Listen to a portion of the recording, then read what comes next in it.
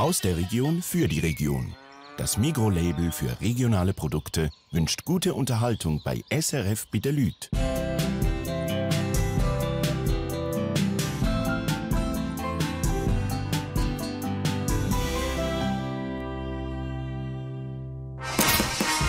Das Kochen ist eine grosse Leidenschaft von vielen Männern.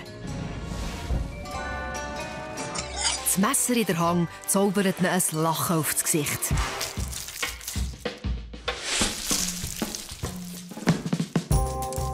Wenn es brutzelt und zischt, dann sind sie glücklich. Die 5 Hobbyköche, die gegeneinander antreten. Jeder will besser kochen als der andere.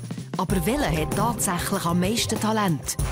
Wer kann seine Konkurrenten mit dem besten Menü besiegen? Sie schenken sich nichts in diesem Wettkampf am Herd.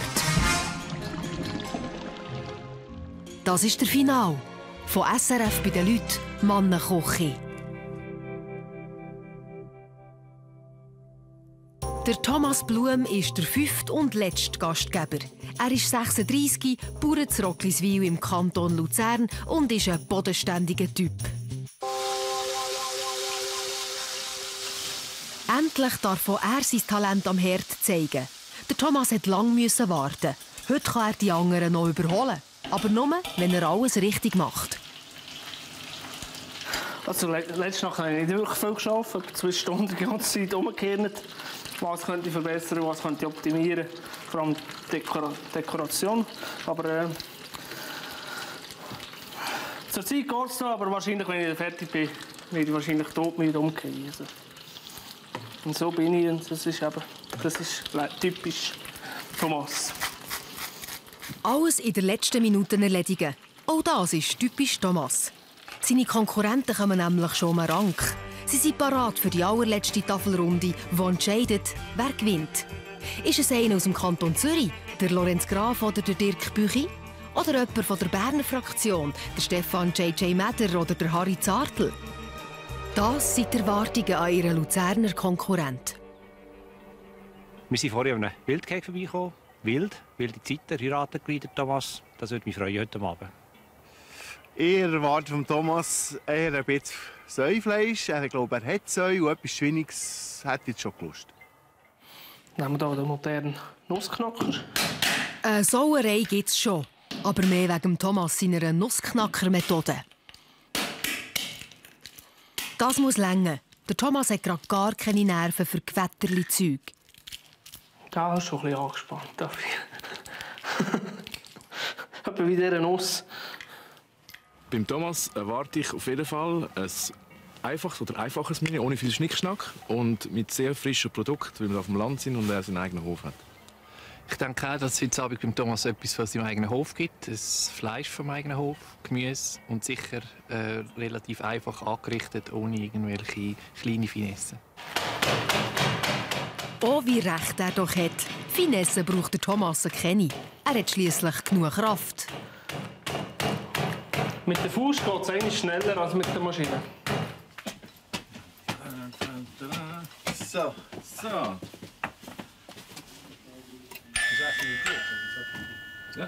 Ja. Hallo Thomas, grüezi. Hallo Thomas. Hallo Thomas. Hast du gefunden hier? Ja. Tippst du auch ein bisschen ab vom Schuss? Nein. Wir haben es gut gefunden. Ja, komm, du schießt gerade hier. Da haben wir 2 Hände. Der Thomas verliert keine Zeit. Das ist das Menü. Eben das, was direkt drauf gesagt ist praktisch alles von daher. Ausser die Milchprodukte verarbeitet und drin ist ja logisch. Also, das können wir nicht auch noch machen. Eben, ich habe eigentlich das Motto, das Beste vom Stall, vom Garten und vom Feld. Oder? Das Herzstück von diesem Menü und dem Thomas sein grösster Stolz ist ein Entrecote vom eigenen Hof. Ein weiteres Mal. Wohl Dirk. Stefan. So.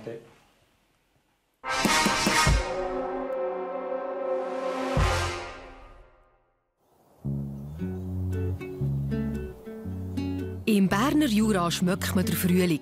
Auch die Scooby ist ganz aus dem Häuschen. Sie hat nur ein Auge, dafür eine doppelt so gute Nase. Und spürt zwischen all diesem Bärlauch eure Besitzerin auf. Sabrina Bürki, die Freundin von Thomas Blum. Die zwei sind seit 3 Jahren ein Paar. Braucht man viel? Ja, schon Lust.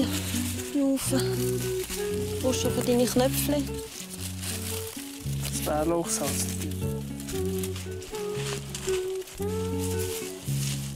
Im August wollen Sabrina und Thomas heiraten. Aber heute geht er nicht wegen dem Antrag auf die Knie, sondern wegen der frischen Wildkräutchen für seinen Hofladen und für die Tafelrunde. Als Kind hatte ich eigentlich nicht gerne Bärlauch. Und jetzt liebe ich es eigentlich. Wir können gute Produkte daraus machen, auch für einen Hofladen speziell. Was mich hier mit dem Bärlauch verbindet, sind Jugenderinnerungen, die wir hier in Jura hatten. Wir sind als Kinder immer viel hier in Jura gegangen, weil wir eigentlich Jungvieh durch den Sommer hier hatten. Und dann sind wir sicher auch 14 Tage da gewesen. Sie haben etwas essen, etwas trinken. Das hat gefällt und ich erinnere mich gerne zurück. Lange, glaubst du? Ja.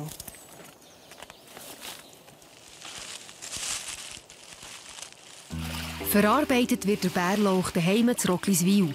Knöpfli soll es daraus geben und ein Bärlauchsalz für einen Hofladen und für die Tafelrunde. Viele von diesen Ideen kommen von der Sabrina.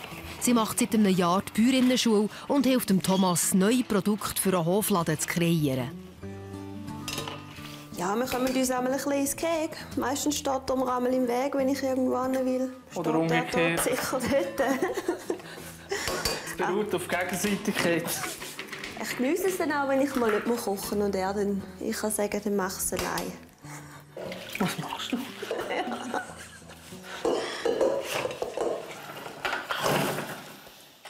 Sabrina habe ich auf die übliche Art heutzutage kennengelernt im Internet. Ja, es hat einfach gepasst und wirklich, wir haben uns 1-2 Mal getroffen und es hat echt gepasst. Und ich finde es eigentlich eine geniale Idee mit dem Internet. Klar sagen manchmal viel, die Romantik sei nicht da, aber die Romantik ist genau gleich da. Und es hat gepasst und sie passt auf den Bauernhof zu mir und es kommt gut. Für das Scooby stimmt es übrigens auch. Zurück zum Bärlauch. So, dann mit der Rest durch.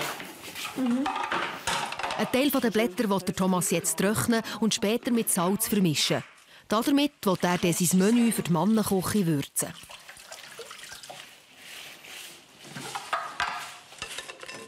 Ja, der Sonntag macht mir ein bisschen Kopfzerbrechen. Vor allem, wir haben sehr gut gegessen bei den letzten 4 Kandidaten. Und es wird recht schwierig sein, die zu überzeugen mit meinem Menü. Weil es sind rechte Feinschmecker darunter. Und ja, ich bin gespannt und auch ein bisschen nervös. Bin ich auch schon. Kannst du nicht kochen? Ja, du hast ja nicht noch Baumrind in dem Salz drin, oder? Ein bisschen Laub. Ja, der Thomas ist ein Charmbolzen. Wie hat er das Herz von der Sabrina erobert? Ist die Liebe durch den Magen gegangen? Ja, nein, mit dem Kochen hat er mich nicht um den Finger gewickelt. Ist seine Hartnäckigkeit. Hat schlussendlich getroffen. Und ja, was ich an ihm schätze, ist halt wirklich, dass er mich nicht mit all meinen Ecken und Kanten, auch wenn ich immer ein bisschen zickig bin, steht er drüber. Ja. Dass er auch zu mir hebt, wirklich in jeder Lebenslage. Und auch Verständnis hat und mich unterstützt bei dem, was ich mache. Ja. Pipi in den Augen.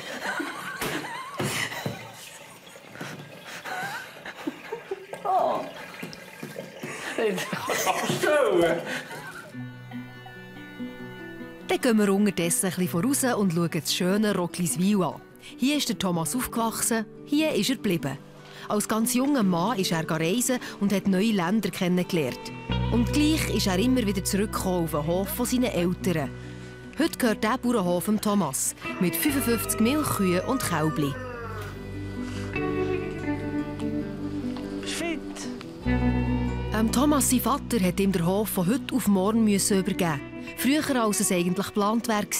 Und das wegen einem Schicksalsschlag, der Thomas bis heute belastet. Der Grund war, dass ich einen Betrieb übernommen habe, weil meine Mutter gestorben ist von Tag auf Nacht oder Nacht auf Tag. Eigentlich unverhofft. Und es ist ein recht schwerer Schlag für mich. Also, es ist mir recht nachgegangen, weil ich habe ihr ein extremes Vorbild gehabt. Sie hat ihn immer wieder auf den Boden zurückgeholt, wenn man nicht mehr weiter gewusst hat. Und sie hat ihm recht viel Rückhalt gegeben. Und das hat nachher schon gefehlt und es fehlt auch heute immer noch. 11 Jahre sind seither vergangen. Besonders stolz bin ich auf das, was ich bis dahin erreicht habe.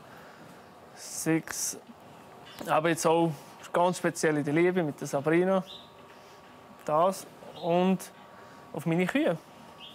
Ich bin stolz auf meine Kühe, dass sie jede Kuh mit dem Namen können, dass sie jede Kuh anlängen im Stall.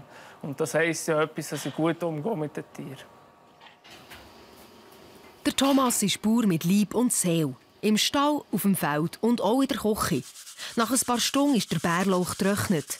Der Thomas ist überzeugt, dass die grünen Blätter eine heilende Wirkung haben und helfen, wenn man zum Beispiel unter Frühlingsmüdigkeit leidet. Und fein ist es dann gerade auch noch. Ich habe es noch gerne so Bärlauchsalz zum Nachwürzen von der Speise für auf den Tisch zu stellen. Für die, die gerne Bärlauch haben, ist es perfekt.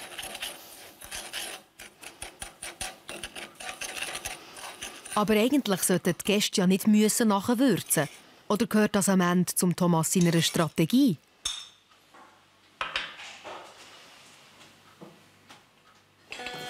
Gegessen wird im Stübli gerade ob der Küche. Ah, du hast die Chili auch schon dabei? Ja. Sabrina muss dem Thomas seine Dekorationsidee absegnen. Da kommt das Blümchen her. Ah, meine Superkühe. Da kommen Kinder jetzt Erinnerungen. Hast du sie überhaupt auch schon gesehen? Nein, ja. Die haben wir noch alle angeschrieben. Da. Das ist Talma, das war meine Lieblingskuh. Hast du es dort schon mit den Kühen gehabt? Ja, irgendwann noch muss ich es haben.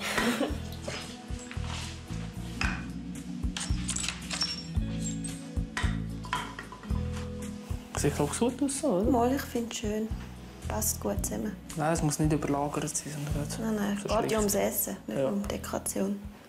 Also am meisten Mühe habe ich, wenn ich ein Gericht muss perfekt anrichten muss. Also Dekoration, das ist ein bisschen schwierig. Und ja, dort bin ich schon noch ein bisschen am Rudern und am Ausprobieren, dass ich das herbringe.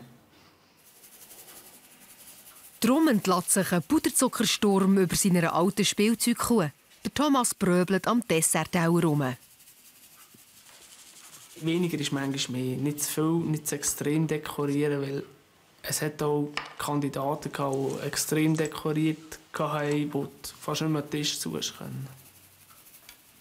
Einfach, aber konsequent ist das Motto von Thomas. Es gibt Kühe auf dem Teller, so oder so. Auf das Entrecôte setzt er alle seine Hoffnungen. Mit seinem Hauptgang will er die anderen übertrumpfen. Das ist mein Herzstück von meinem Menü, weil es spezielles Fleisch ist. Es ist speziell gelagert worden und speziell aufgewachsen bei mir. Wir haben das wirklich speziell gefüttert, das Tier, und nachher dann gemetzelt. Und jetzt ist es 6 Wochen am Knochen gereift. Und jetzt ist es perfekt für mein Menü. Und jetzt muss es noch ein bisschen ruhen. Ganz im Gegensatz zum Thomas. Im Säli vom Kreuz in Altbüren ist heute Tanzkurs. Der Thomas lernt mit seiner Sabrina nicht Walzer oder Salsa, sondern Line Dance. Das tanzt man zu Country-Musik aus den USA. Wenn man es dann mal ganz gut kann. Side to the side touch, side clap, side clap, side to the vierde rijden knaf, heels trot, side clap, side to the side touch, side clap, side to the vierde rijden knaf, side clap, side to the side. Seit Anfangsjahr sind Sabrina und ich in einem Line-Dance-Kurs. Vielleicht auch mit dem Ziel, dass wir einen hochsigen Tanz machen mit den Hochsigsgästen. Es ist zwar noch schwierig, dass jeder begreift. Es ist nicht ganz einfach. Ich musste es auch lernen. Und es macht Spass in dieser Gruppe. Klar bin ich der einzige Mann, aber es ist fast gleich. Und ganz aussen am Ecke kann er auch nicht so viel Schaden anrichten. Aber hey, ein Mann, der tanzen kann, macht Eindruck. Und wenn er wie der Thomas auch noch kochen kann, bot's Millionen.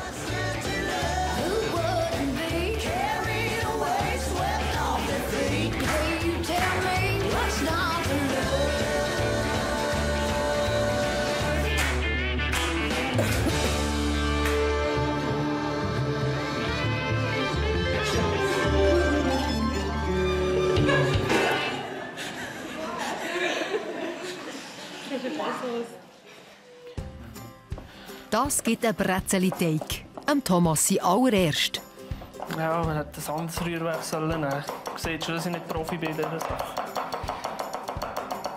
Ich glaube, es wechseln.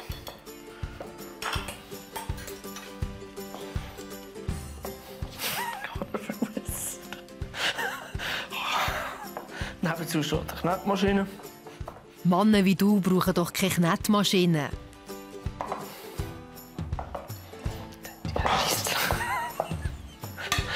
Komm! Ich lasse es jetzt mit diesen Brezeln. Das ist...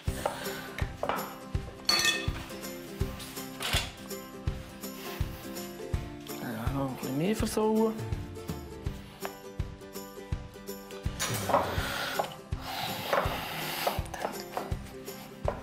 Unglaublich. Vielleicht ist er einfach ein bisschen zu trocken.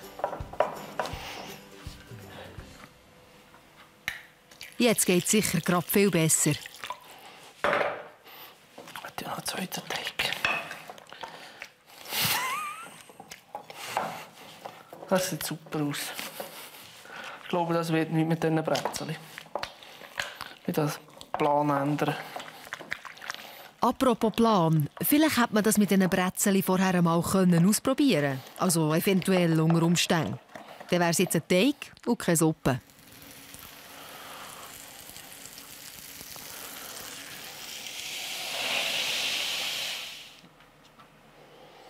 Das ist schon zu gross.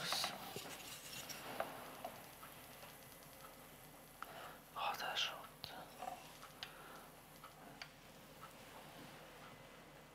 So jagt es das Glas. Ja. Nach so viel Büscheln freut sich der Thomas auf richtige Arbeit. Hilfe bekommt er von seinem Vater, der im Dorf wohnt und jeden Tag vorbeischaut. Es gibt schließlich immer etwas zu tun auf dem Bauernhof und die beiden Männer arbeiten gerne zusammen. Seit 11 Jahren ist der Junge der Chef auf dem Hof.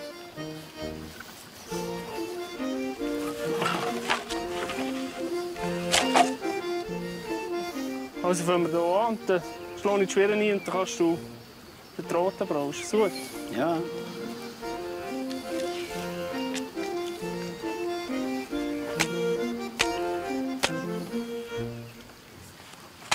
Oh, der Boden ist recht hart. Ja, hört er. Der muss an, den ganzen Sommer. Ja. Mein Vater ist für mich ein Rückhalt. Er unterstützt mich bei meinen Entscheidungen, gibt Tipps, was ich anders machen könnte. Klar, manchmal hat er halt auch ein bisschen altmodische Ansichten, aber das ist normal und dann musst du einfach drüber stehen. Und, ja, das ist, ich glaube, im Alter hat das jeder. Und er meint, früher war alles besser und so. Aber wenn es dann mal umgesetzt ist, wenn alles moderner ist, dann ist er auch begeistert davon. Und er kommt immer und fragt immer, ob er etwas machen kann. Und meistens an einer Arbeit, aber manchmal musst du einfach schon aufpassen, dass er nicht zu viel macht. Nein. Mach das brechst. Gott, der Herd ist Pose verrüstet.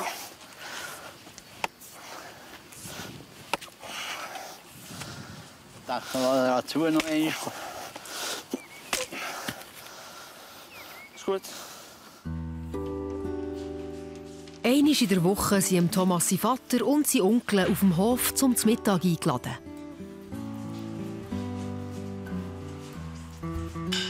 Der Familienzusammenhalt ist mir echt sehr wichtig. Wir sind eine recht grosse Familie. Also, wir haben eigentlich immer Weihnachtsessen bei meinen Geschwistern und da sind wir bis zu 30 Nasen, weil alle Geschwister haben Kind und es fängt. Und wir wissen auch, wo man um Rat fragen kann, wenn man ein Problem hat, sei es mit Geschwistern oder beim Vater. Das fängt so. Der Thomas hat 6 Geschwister und lebt das weiter, was er von seinen Eltern gelernt hat. Er ist Selbstversorger und verarbeitet bis auf wenige Ausnahmen nur Produkte vom Hof. Bei der Zubereitung passt er sich den Gästen an.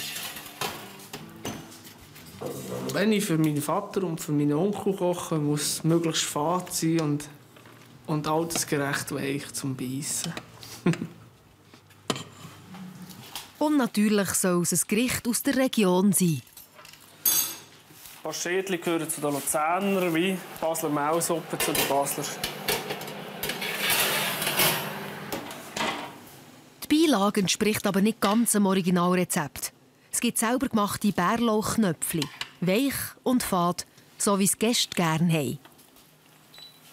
Sabrina, könntest du mir helfen? Sobald es ans Anrichten geht, flüchtet der Thomas aus der Küche. Kügeli ins Pastetli füllen ist für ihn ganz klar Frauensache. Eigentlich wäre jetzt eine Zeit für ein Mittagsschläfli. Aber heute muss der Thomas sich kauern. Die Tafelrunde kommt immer näher und hier unten findet er Zutaten für sein Menü.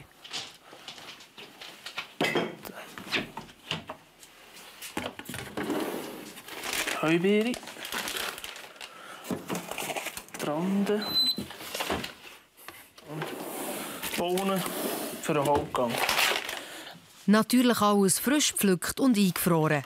Der Thomas fährt mit der Vorspeise an. Es gibt Randenmus. Das ist einfach der Nachteil, den Rand, da kommst du immer rote Töpfen über. Noch ein bisschen Knoblauch kommt rein. Und eingeweichte Gelatine. So, sofort rühren. Es ist schon noch wichtig mit der Gelatine, dass sie möglichst schnell in die Masse reinkommt, gut verrührt wird, dass cremige Masse gibt, nachdem ein tiptop Smooth entsteht. Das ist schon noch eine Anforderung gleich auch noch. Kein Wunder, wenn man so viel los hat wie der Thomas. Seine Dreichler-Kollegen wollen nämlich auch nicht auf ihn verzichten. Zusammen ziehen sie mit den grossen Schauen über das Land und vertreiben den Winter.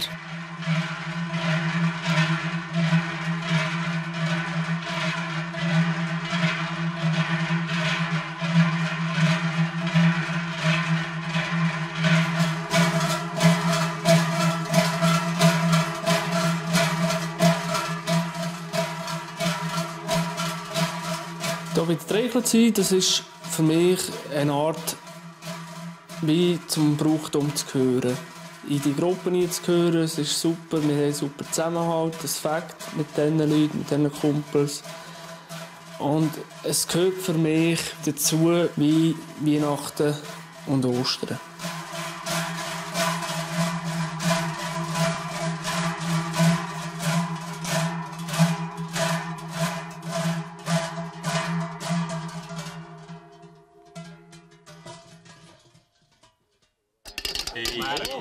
Kulinarisch geht es bei den Dreichler einfach zu und her. Ohne rote Töpfe und flüssigen Brezeliteig. Ein Feuer, ein Fondue und fertig. Wieso haben sie verloren? Aber nicht mehr schief gehen. Der Thomas genießt das einfache Menü. Am nächsten Tag wird es nämlich recht viel komplizierter.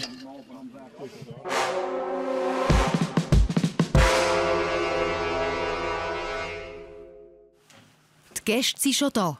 Jetzt muss das Entrecôte in den Ofen. Und bei mir ist ein bisschen der Clou, ich tue es zuerst niedergaren und nachher anbraten. Ich habe gemerkt, das Fleisch wird krosser rundherum, wenn man es nachher anbratet. Und es bleibt besser warm.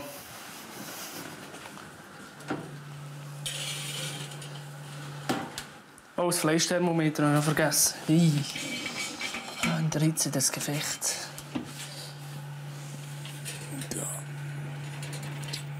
Bier. Und dann kommt das perfekt noch. Bei den Essen von seinen Konkurrenten hat sich der Thomas gemerkt, was die anderen gerne trinken. Weisswein für den Stefan, Bier für den Rest. Extra für dich ein Weisswein besorgen? Also ich muss ehrlich gesagt sagen, du glänzest als Gastgeber recht. So auf Gäste einzugehen.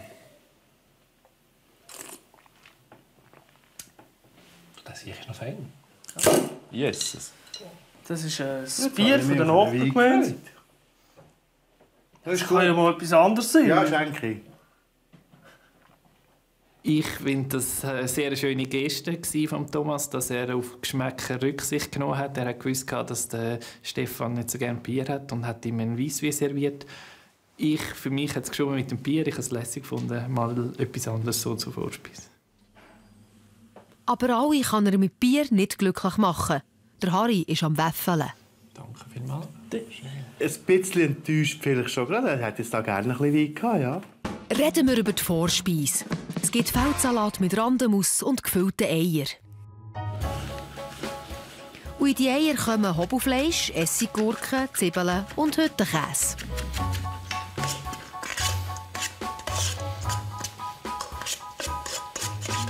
Ich glaube, es ist nicht schlecht. Eier sind übrigens vom Thomas seine Seidenhühner. Das ist ein bisschen gebastelt mit diesen kleinen Eiern. Willst du gerne ein bisschen Wasser? Ja, gerne. Ich weiß noch nicht, jetzt hast du so Bier probieren. Sabrina darf heute nicht helfen. Jetzt muss der Thomas selber anrichten. Und dann erst noch mit einem Spritzsack. Ah, super. Hoppla, kleiner Unfall, Dekoration. Was ist eben das?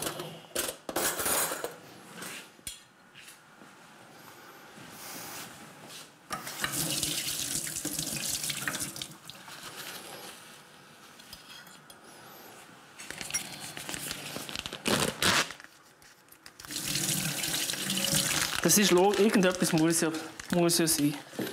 Sonst wäre das Leben weniger interessant. So, können wir anfangen. So, ein neues. Jetzt aber schön Säuferli. Das sage ich. Im Stübli oben geniessen die 4 anderen Hobbyköche den letzten Abend, den sie zusammen verbringen. Sie haben ihren Teil schon geleistet und können heute nur noch geniessen. Gemüsesoße zum Fisch. Wenn es dann etwas gibt, das man geniessen kann. Bei der Vorspeise fühlt sich der Thomas sicher. Es sieht nicht schlecht aus, es kommt noch ein bisschen Grünzeug drauf, dass es noch ein bisschen besser wirkt. Das tönt nach einer richtigen Dekorationsstrategie. So, macht schon viel aus. So. Oh! Feldsalat nach Honigart. Jetzt aber du. Das ist der herzig. Super, danke. Was? Das ist doch herzig. Sehr fein. Ein guter. Guter miteinander. Ja, wenn es müsste, würde ich es trinken. Das ist ja wirklich genießbar. Das ist jetzt eigentlich alles von uns daheim, ausser Bündnerfleisch nicht. Vielleicht zur Dekoration, vielleicht auch schon gefragt, dass die Kühe da sind. Ja, genau. Also ich habe auch herausgefunden, oder ich habe einfach gesagt, das sind alte Kühe. Ich hoffe, unser Santa Gott ist nicht so viel alt. Santa Gott schon nicht, ja, etwas Jahre jünger ist Santa Gott. Nein, die Kühe habe ich eigentlich in der Kindheit bekommen, zum Spielen. Das war eigentlich unser Spielzeug und da haben wir den Spass daran. Wir waren zufrieden mit dem und ja, das hat uns gelangt. Das ist fein. Merci. Sehr fein, ja. Die Vorspeise hat mich optisch sehr überrascht. Das Randenmus, das hat sehr schöne farbige Noten gegeben. Geschmacklich das Ei mit dem Bündnerfleisch war sehr fein. Es war sehr fein. Eben auch mit der Kombination mit dem Ei. Ich finde es allgemein recht schwierig, zum Eier mit etwas zu kombinieren. Aber das, finde ich, hat er eigentlich gut eingebracht. Ja. Übrigens, hier hat es noch Pfeffer und Salz. Und hier habe ich noch ein selber gemachtes Bärlauchsalz, wenn der einen Bärlauch hat. Siehst du, Lorenz? Ich bin über Gewerbe heisst. Er hat gesagt, Peter, ich habe einen Sperrlauch. Das schmeckt schon. Ja. Leider kommt der Hinweis mit dem Salz ein bisschen zu spät. Es haben alle schon aufgegessen. Das Randenmus hat farblich wunderbar ausgesehen, aber völlig aus dem Konzept gefallen. Es hat keinen Geschmack gehabt. Es war nicht gewürzt. Die Kombination farblich, aber auch geschmacklich ist gut aufgegangen. Es hat keinen Fremdkörper dabei gehabt. Durch das Randenmus noch schwach war, ist es eben noch untergegangen und das hat durch das gepasst. Scheinbar hat es nicht gemundet. Ich bin also schon erleichtert, dass der Stausee leer wurde. Hat ihn, glaube ich, schon geschmeckt. Oder sie hatten extrem Hunger gehabt. Also weiter mit dem Hauptgang. Es gibt Entrecôte mit Urdinkelknöpfli und Gemüse. Genauer gesagt, Bohnenpäckchen bündelt mit Rüebli-Bändeli, aber ohne Gewürz. Der Thomas kocht so fad, wie sein Vater und sein Onkel gerne haben. Wer will, kann ja mit dem Bärlauchsalz nachwürzen. Und die Senfschaumsoße bin ich auch gespannt. Das ist nicht ganz einfach, dass du die gut einbringst. Nicht einfach ein Schaum ist ja nicht so. Ja, und das, der Senf mit dem Fleisch zusammen harmoniert. Schwierig. Ja, wie geht's denn dieser Senfschaumsoße momentan? Oh, ist genug gewürzt. So kommt es gut. Der Senf darf nicht zu fest rüberkommen, weil sonst ist es schade ums Fleisch, wenn man den Fleischgeschmack nicht hat.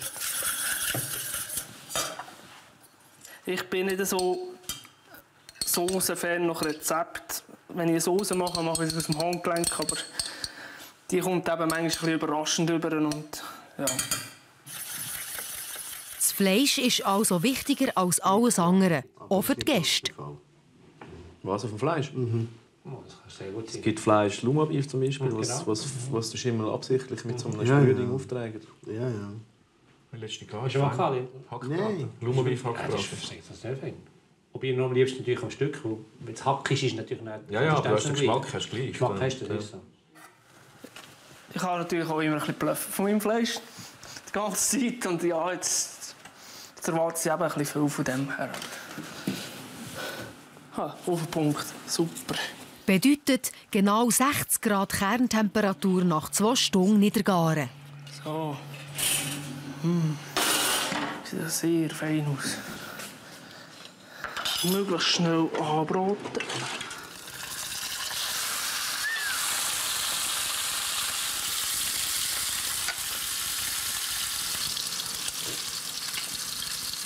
Die Soße kommt sehr fein raus. Staune ab mir. Zu flüssig ist sie sicher nicht. Es ist recht tricky da, dass alles miteinander auf den Tisch kommt. Also, mal, wo wir recht alles ein bisschen im Griff haben. Aber es macht Spass.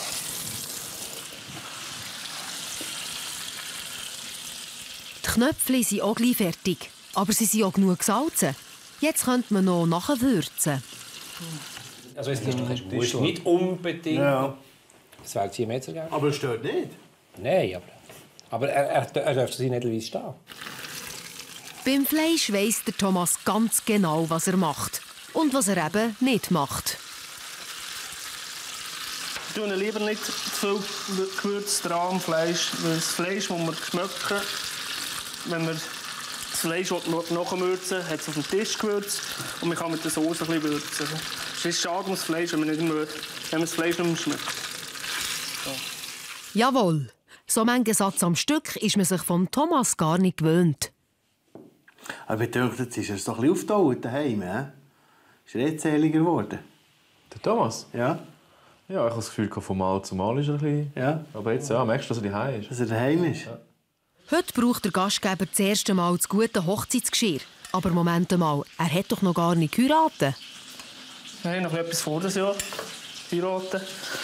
Und das Geschirr wäre eigentlich noch nicht jetzt geplant gewesen, aber durch das, dass ich hier bei der Männerküche mitmachen darf, habe ich gedacht, posten wir das gerade. Und es macht sich perfekt. Ich finde es ein extrem schönes Geschirr. Und das haben wir echt zusammen ausgelesen und es passt in beiden. Und es ist... Das ist ja schön und gut, aber werden die Knöpfchen nicht langsam kalt? Jetzt kommt noch der Hauptteil von meinem Menü. Super feines Fleisch. Da bin ich ja schon gespannt, wie das kommt. Warm und gewürzt kommt sicher ganz gut an. Hammer! Perfekt in der Farbe. Nicht zu wenig und nicht zu viel.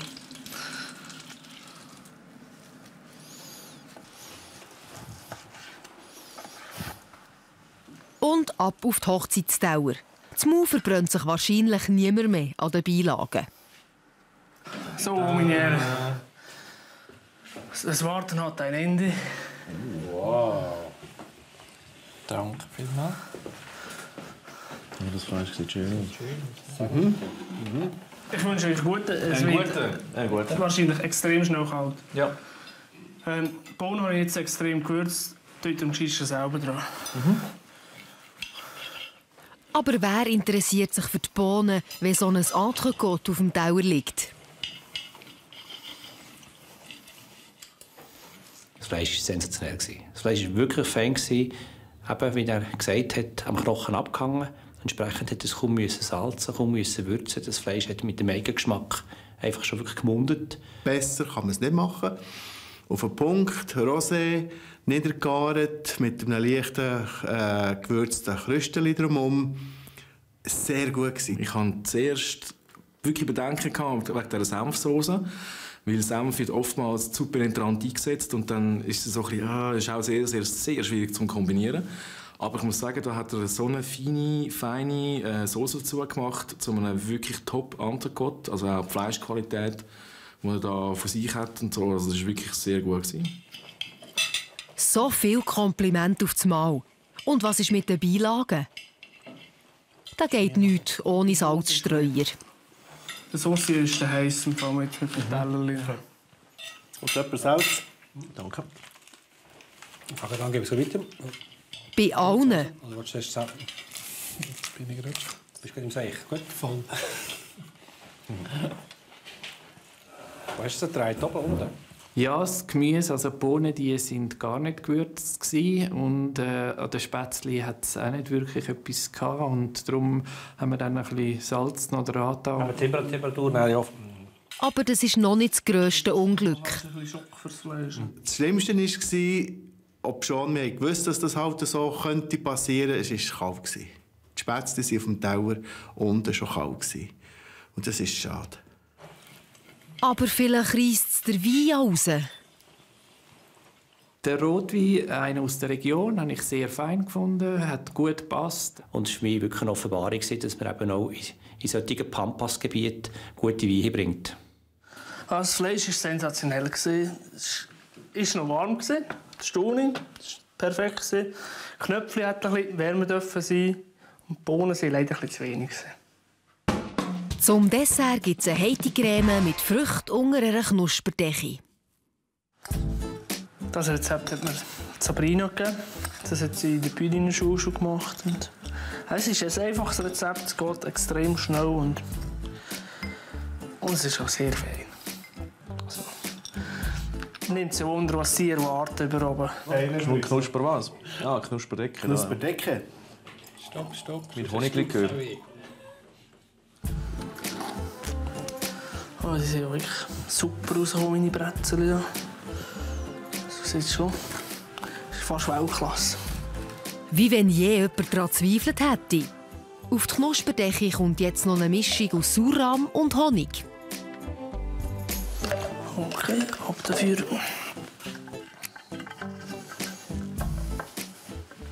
So, meine Herren. Ah, das sind die Knusperdeckel. Der letzte Gang. Knusperdeckel? Jetzt aber.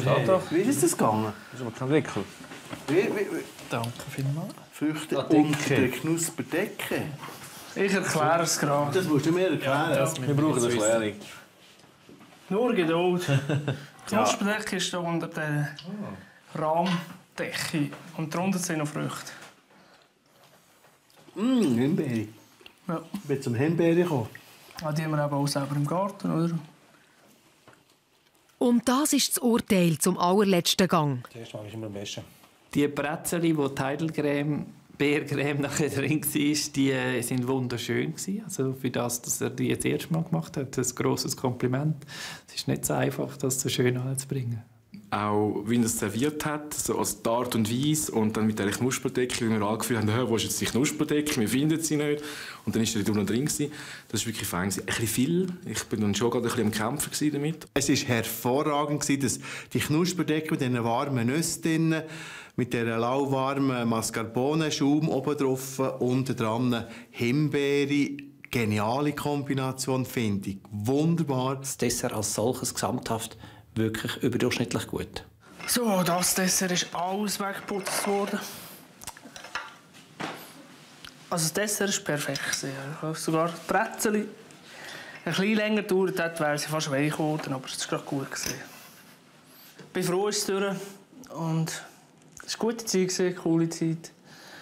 Und es macht Spass, so zu kochen. Obwohl das anstrengend ist, aber im Nachhinein muss ich sagen, es hat Spass gemacht. So, Herren. Hey. Es gibt eine gelbe Sau. Genau. Jetzt geht es zum letzten Mal ernst.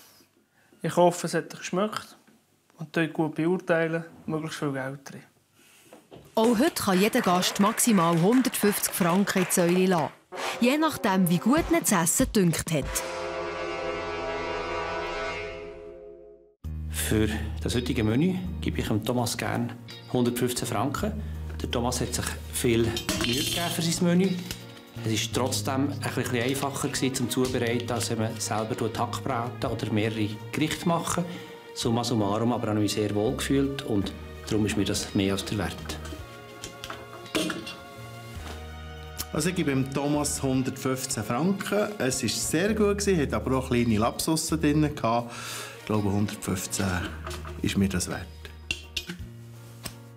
Ich gebe dem Thomas 110 Franken für sein sehr feines Menü, seinen tollen Abend, seinen echten, authentischen Abend.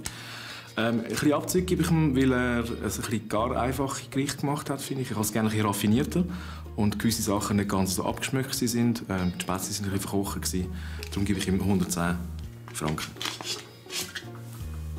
Das heutige Essen beim Thomas hat mir sehr gut geschmeckt. Es ist mir 100 Franken wert. Es hätte noch ein bisschen mehr gegeben, wenn der Hauptgang alles ganz warm gewesen wäre und das Gemüse ein bisschen mehr gewürzt. Aber alles in allem feines Essen. Also auf die Huhn raus, mit den Bergen, die man die ganze Zeit gesehen So, hat. das wäre auch erledigt. Fehlt noch etwas? Das war super. Ich bin Ja, Glück mit dem Wetter. Huhn ausgestiegen und habe gefunden, hey, wow, was ist das für eine Szenerie? Ist auch gut, Leute? Ja. Irgendetwas auf den Mal schauen. Jetzt noch Besuch. Kommt noch jemand? Der Sieger fehlt noch. Und das Geheimnis wird jetzt gelüftet.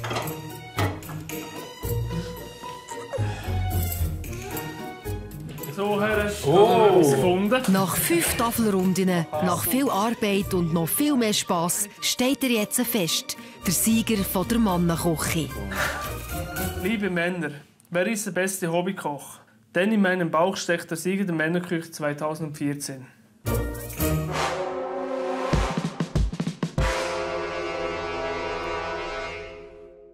Die Frage, wer gewinnt, ist natürlich eine fiese Frage. Aber ich denke, wenn jemand gewinnt, dann ist es entweder der Dirk oder der Stefan. Und ich würde jetzt eher der Stefan sagen, weil er noch ein bisschen raffinierter gekocht hat.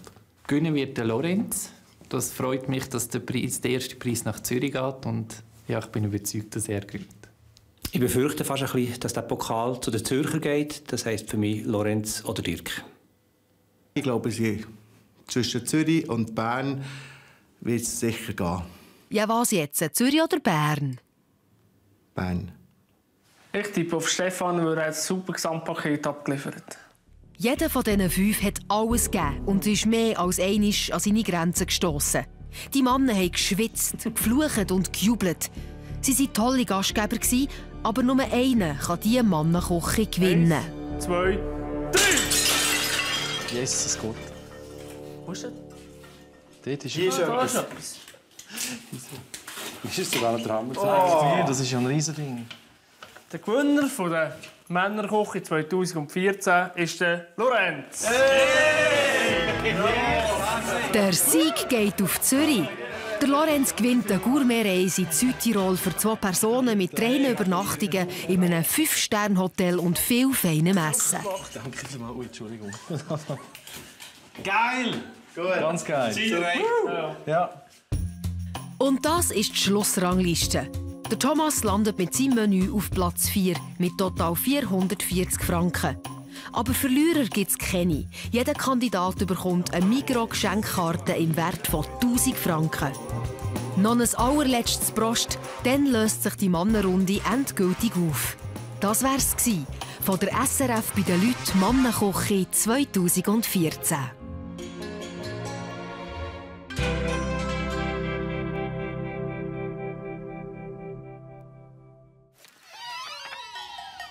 Sie sahen SRF bei den Leuten mit aus der Region für die Region. Das Migros-Label für regionale Produkte.